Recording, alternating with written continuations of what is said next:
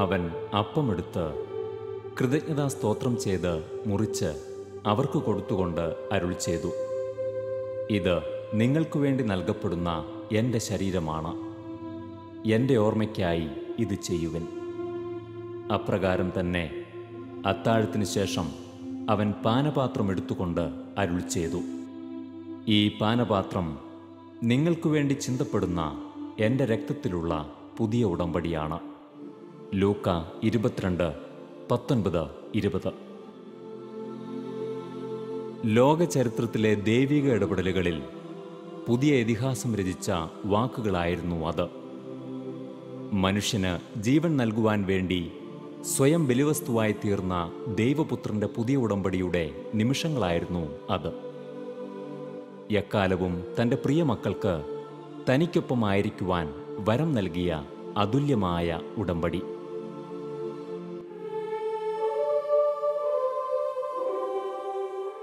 നമുക്ക് മുൻപേ നടന്ന ഏറെ വിശുദ്ധാത്മാക്കൾ, ഏറെ മാർഗദർശികൾ, അവർ നൽകിയ വെളിച്ചം ദിവ്യകാരുണ്യത്തെ ഏറ്റവും അടുത്തുനിന്ന് ദർശിക്കുവാൻ നമ്മെ പ്രാപ്തരാക്കുന്നു. കാരണം ദിവ്യകാരുണ്യത്തോട് ചേർന്ന് നിന്നുകൊണ്ട് ദിവ്യകാരുണ്യ ജീവിതം അവർ നമുക്ക് മുൻപിൽ ജീവിച്ചു കാണിച്ചു. സ്വയം ശൂന്യതാബോധത്തിൽ നിന്നും ഉയർക്കൊള്ളുന്ന ദൈവാവിഷ്കരണമായിരുന്നു അവരുടെ ജീവിതത്തിലൂടെ പ്രതിഫലിച്ചത്.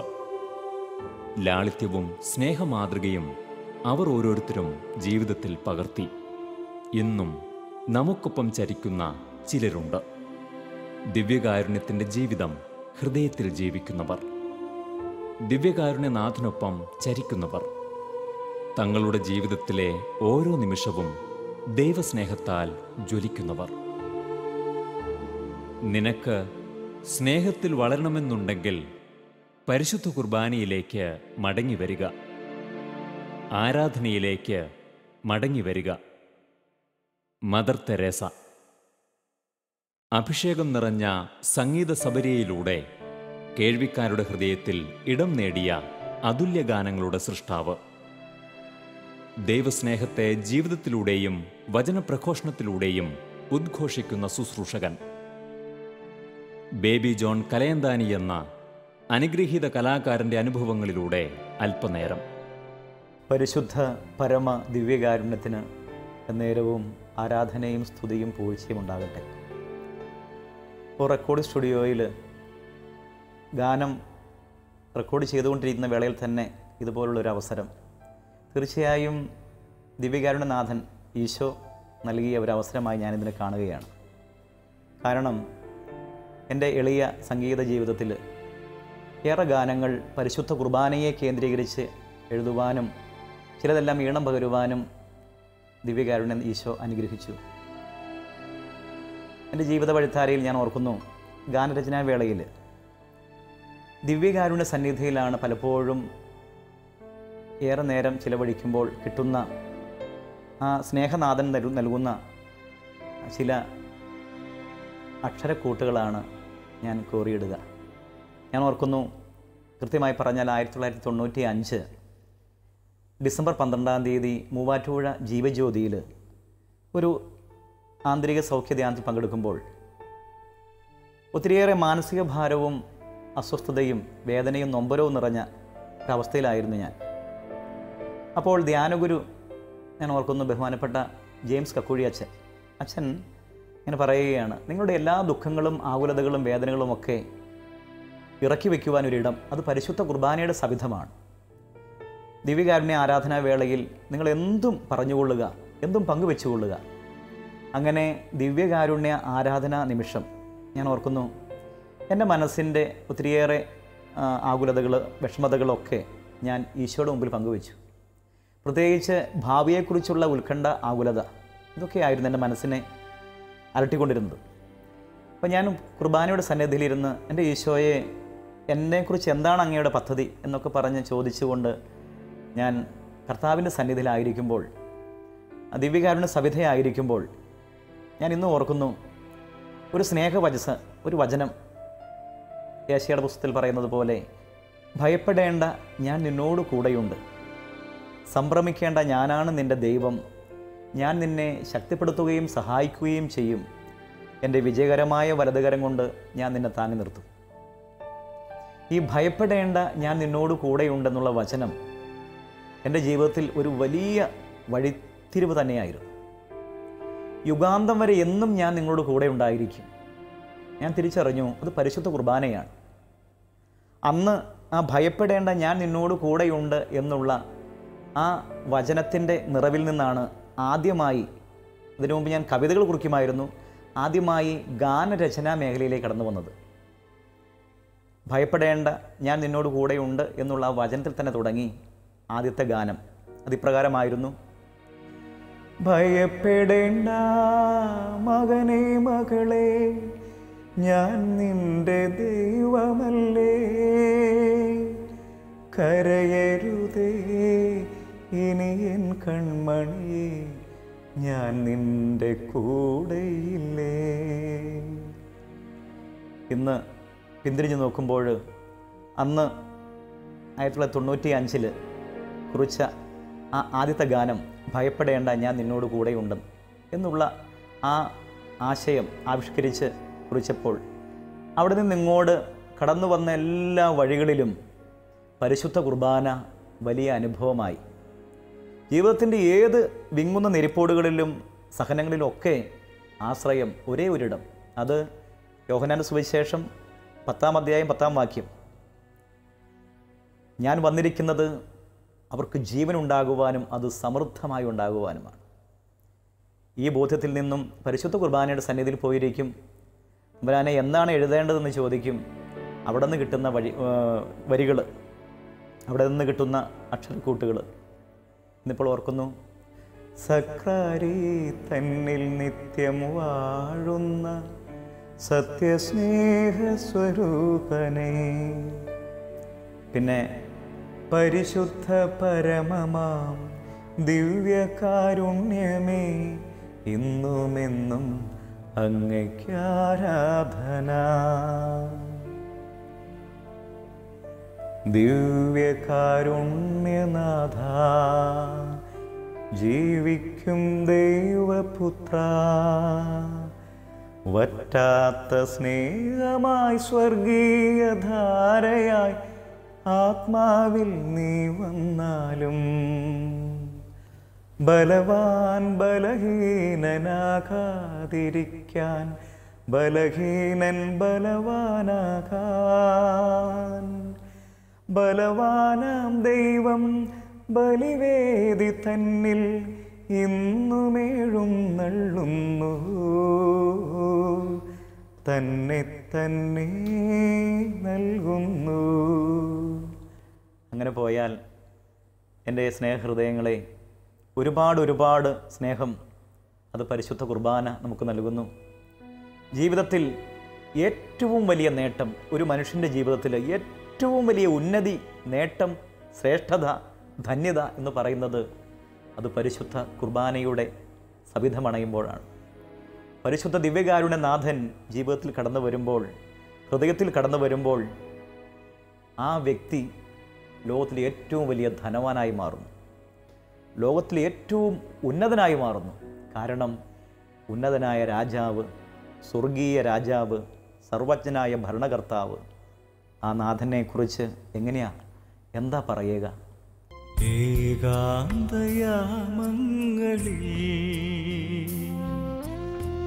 നീറും മനസ്സിൻ്റെ നെടുവീർപ്പുമാ, കാലങ്ങളെത്രയോ നീരുന്നു നിന്നെ മാറോടണയ്ക്കുവാൻ ഞാൻ വരുന്നു.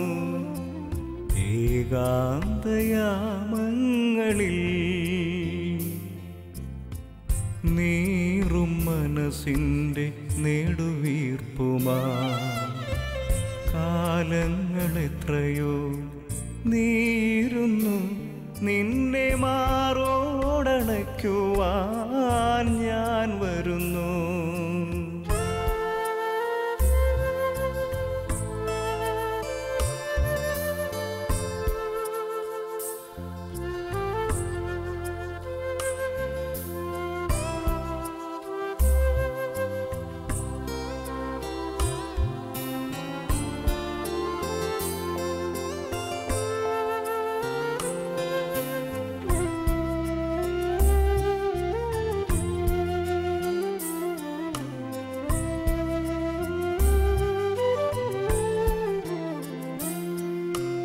മറ്റുള്ളവർ നിന്നെ ഒറ്റപ്പെടുത്തുമ്പോഴും ചെയ്യാത്ത തെറ്റിനു കുറ്റപ്പെടുത്തുമ്പോഴും ഒറ്റയ്ക്കിരുന്നു നീ പൊട്ടിക്കരയുമ്പോഴും കുഞ്ഞേ എൻ്റെ പൊന്നോമലേ നിന്നെ അറിയുന്നു ഞാൻ, നിന്റെ ഈശോ, നിന്റെ ഈശോ.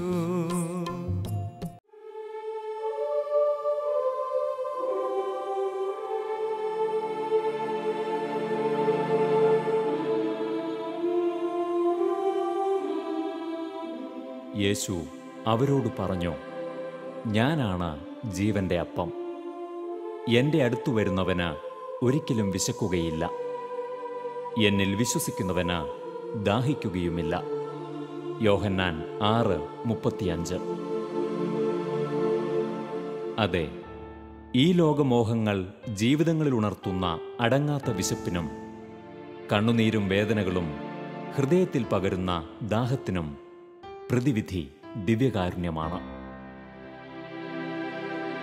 പണത്തിനും പ്രശസ്തിക്കും മറ്റു നേട്ടങ്ങൾക്കും വേണ്ടി അടങ്ങാത്ത വിശപ്പുമായി നെട്ടോട്ടമോടുന്ന ഈ ജനതയ്ക്ക് മുന്നിൽ ദിവ്യകാരുണ്യനാഥൻ നൽകുന്ന സന്ദേശമാണിത്. ലക്ഷ്യം ക്രിസ്തുവെങ്കിൽ നേട്ടം അനന്തമായ കൃപയും സമാധാനപൂർണമായ ജീവിതവുമാണ്.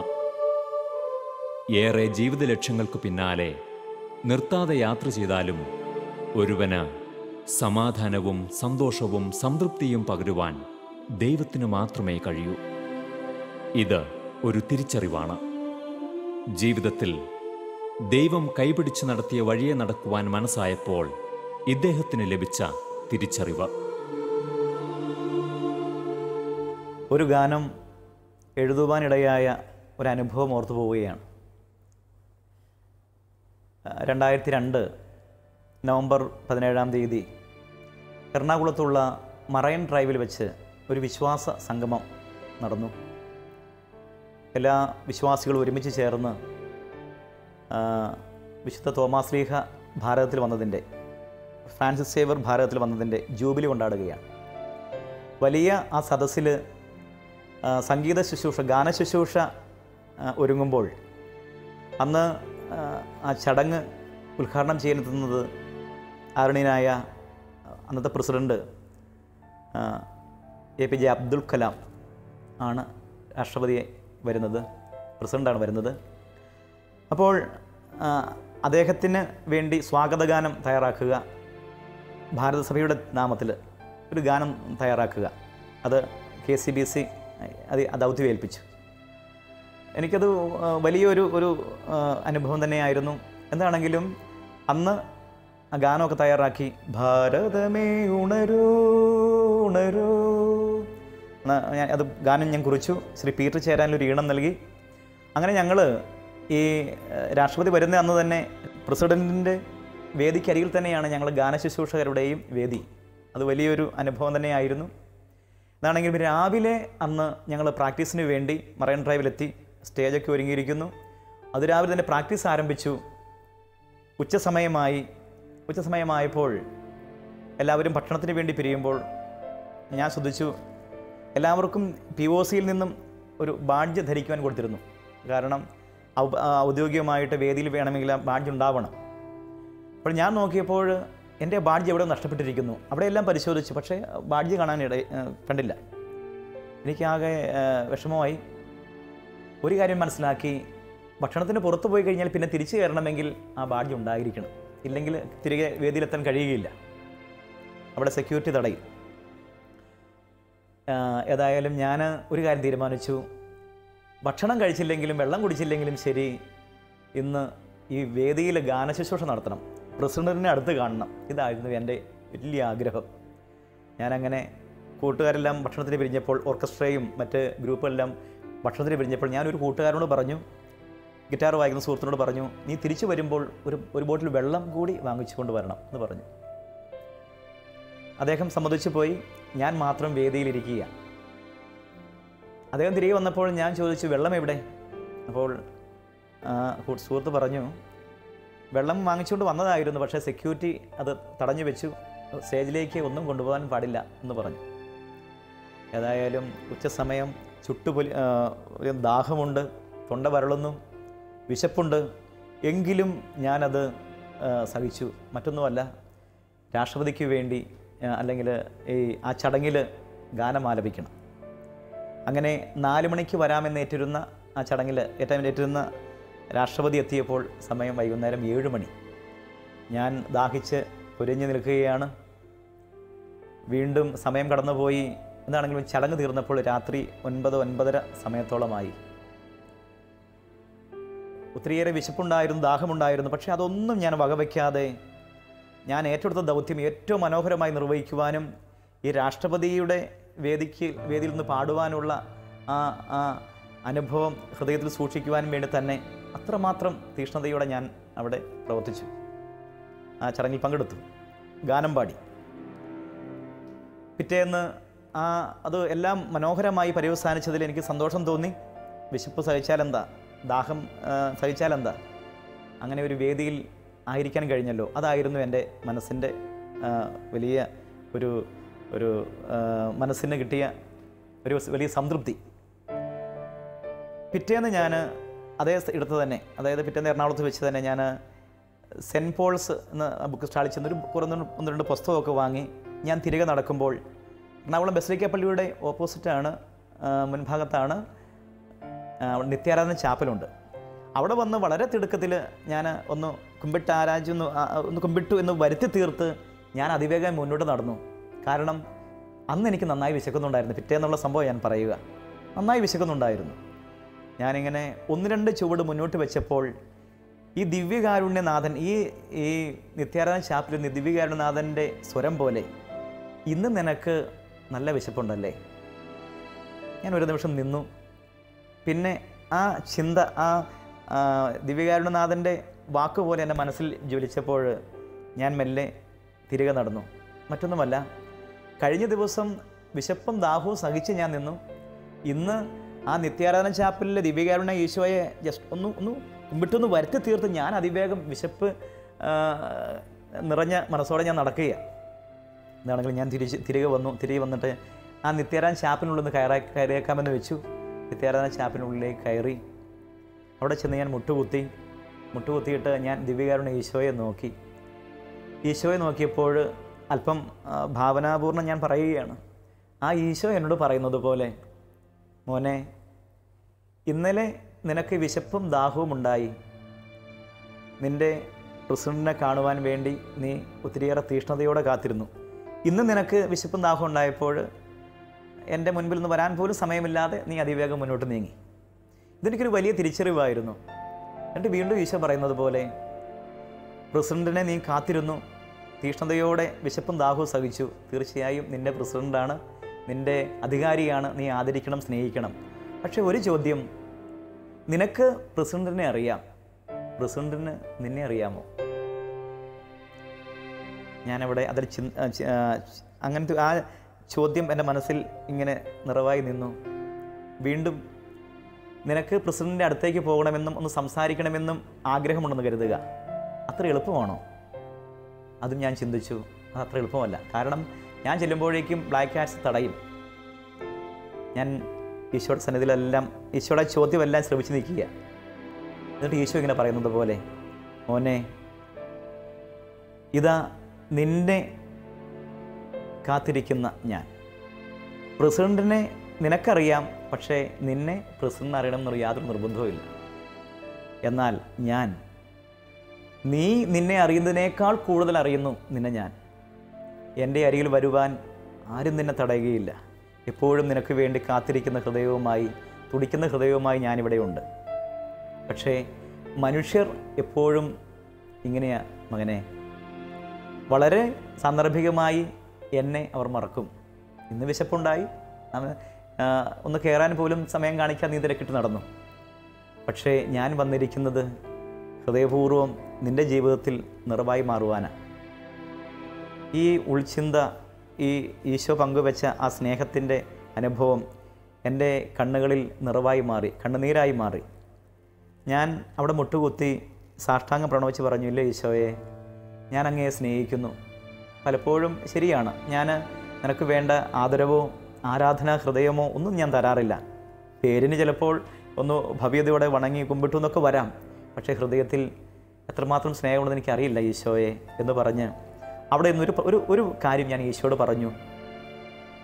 ആ പറഞ്ഞത് ഞാൻ ഉടനെ തന്നെ എൻ്റെ ബാഗിൽ നിന്ന് പേപ്പർ എടുത്ത് ഞാൻ കുറിച്ച് വെച്ചു. ആ നിത്യാരാധന ചാപ്പിലിരുന്നുകൊണ്ട് ഞാൻ കുറിച്ച് വെച്ചു. അത് ഇപ്രകാരമായിരുന്നു: പൂർണ്ണ മനസ്സോടും പൂർണ്ണ ഹൃദയമോടും പൂർണ്ണാത്മാവോടും ദൈവമേ അങ്ങേ ഞാൻ സ്നേഹിക്കുന്നു. പരിശുദ്ധ പരമമാം ദിവ്യകാരുണ്യമേ, ഇന്നുമെന്നും അങ്ങേക്ക് ആരാധന.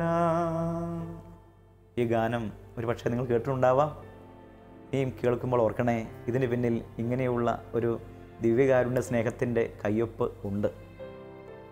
ഇന്നും ഇവിടെ റെക്കോർഡ് സ്റ്റുഡിയോയിൽ ഒരു ദിവ്യകാരുണ്യത്തിൻ്റെ ഗാനം തന്നെയാണ് നമ്മൾ ആവിഷ്കരിച്ച് ഒന്ന് ചേർന്ന് ഇവിടെ പാടുക. ഈ ദിവസങ്ങളൊക്കെ റെക്കോർഡിങ്ങിൻ്റെ വേളയിലായിരുന്നു. അവിടെയും ഒരു ദിവ്യകാരുണ്യ സ്നേഹത്തിൻ്റെ സ്നേഹത്തലോടൽ, വിണ്ണിൽ നിന്നും മണ്ണിലിറങ്ങിയ ദിവ്യസ്നേഹത്തെക്കുറിച്ച് ഒരു ഗാനം.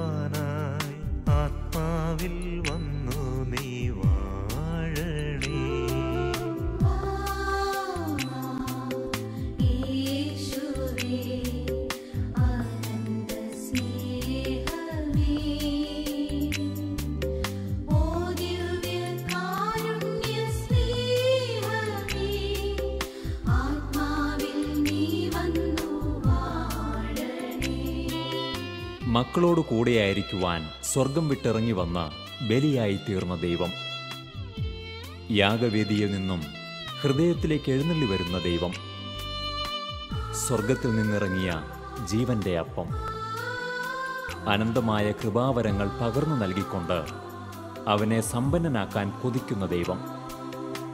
ആ ദൈവത്തിൻ്റെ അനന്തസ്നേഹത്തിൻ്റെ തണലിലായിരിക്കുന്നതിനേക്കാൾ വലിയ നേട്ടമെന്തുണ്ട്?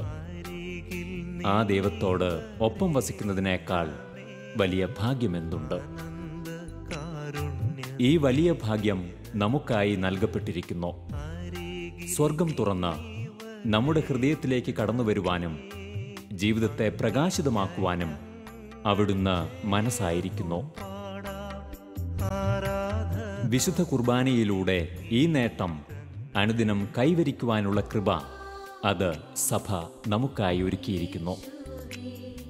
എന്നാൽ ജീവനുള്ള ദൈവം തൻ്റെ പൂർണ്ണ സാന്നിധ്യമായി മാറുന്ന ദിവ്യബലിയിൽ നമ്മുടെ മനോഭാവം എന്താണ്?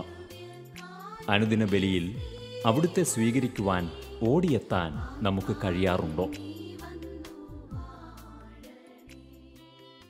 ആറ്റിനരികെ നടപ്പെട്ട മരത്തിൻ്റെ പ്രത്യേകത വേര് ജലാശയത്തിലാണെന്നുള്ളതാണ്.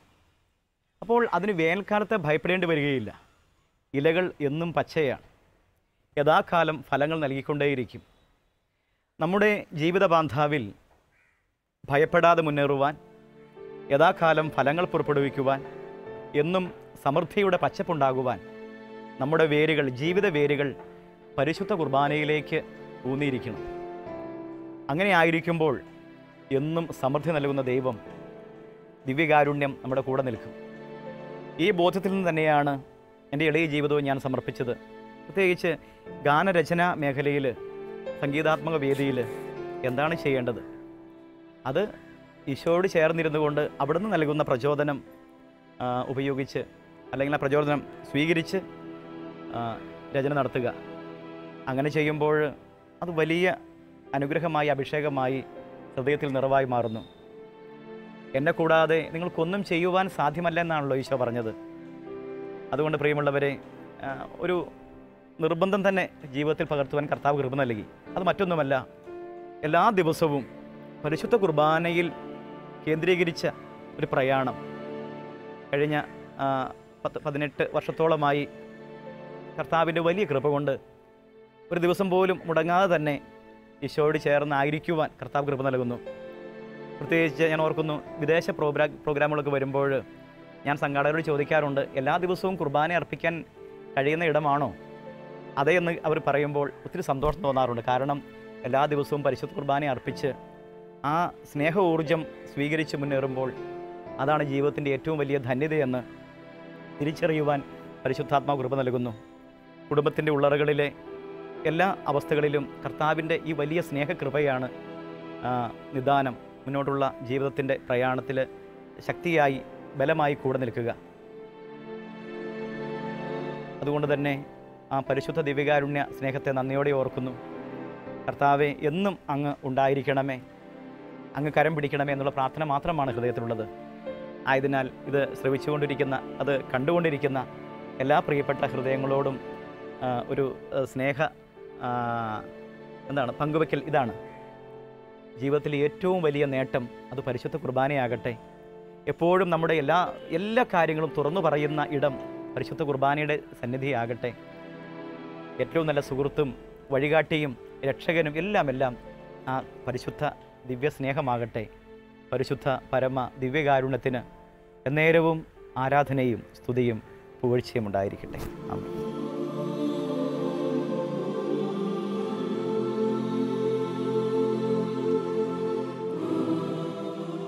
ദൈവസ്നേഹത്തിൻ്റെ നിറവാണ് ദിവ്യകാരുണ്യം.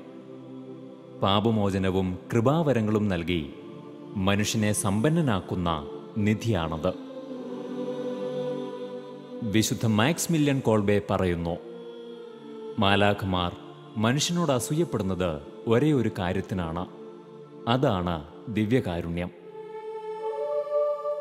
അതെ, അനശ്വരമായ നേട്ടങ്ങളിലേക്കും യഥാർത്ഥ പ്രകാശത്തിലേക്കും മനുഷ്യനെ നയിക്കുവാൻ ദൈവം അവനുവേണ്ടി സ്ഥാപിച്ച കൂദാശ, അതാണ് വിശുദ്ധ കുർബാന.